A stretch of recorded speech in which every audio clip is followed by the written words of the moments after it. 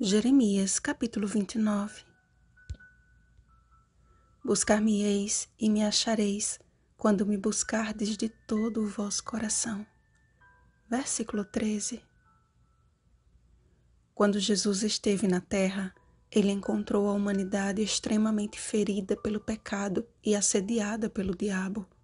As feições de sofrimento, as marcas das enfermidades e a indiferença dos líderes religiosos estavam diariamente diante do Salvador. Jesus ouvia dos lares de seu povo as vozes da impaciência e da ira. Ele via a forma desumana que os pobres eram tratados. Via os olhares de condenação daqueles que deveriam acolher e instruir, repelindo os pecadores. Jesus percebia a reprovação de sua obra de salvação por parte daqueles que buscavam justificar os próprios pecados enquanto alegavam piedade. Jesus via tudo isso, mas nada podia superar a contemplação que realizava em cada coração. Naqueles que os olhos humanos não podiam enxergar nada de bom, Jesus viu o potencial de sua graça. Na mulher adúltera, no publicano corrupto, no pescador irascível, no endemoniado incontrolável, Jesus ouviu o grito de corações desesperados por perdão e misericórdia. Jesus sabia que por meios humanos, nenhum deles encontraria a paz tão desejada. A carta que o profeta Jeremias enviou aos exilados com as palavras do Senhor estava envolvida com muito amor, misericórdia e esperança.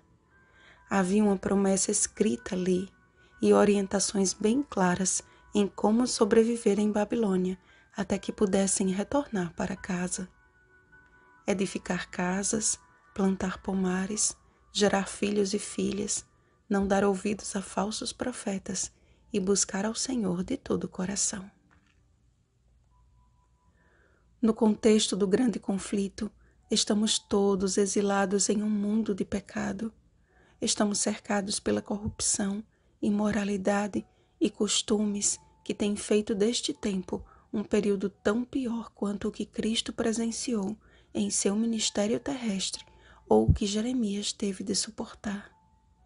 Como era a verdadeira carta de Jeremias aos exilados de seu povo, também podemos comprovar em nossos dias a veracidade do que Paulo escreveu em uma de suas cartas ao jovem Timóteo.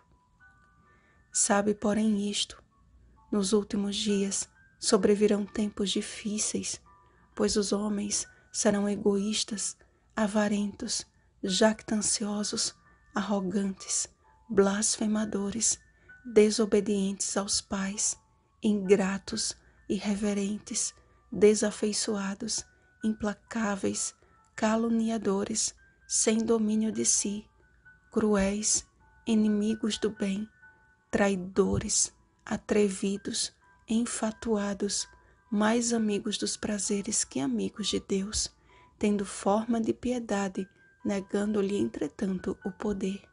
Foge também destes. 2 Timóteo, capítulo 3, versículos 1 ao 5.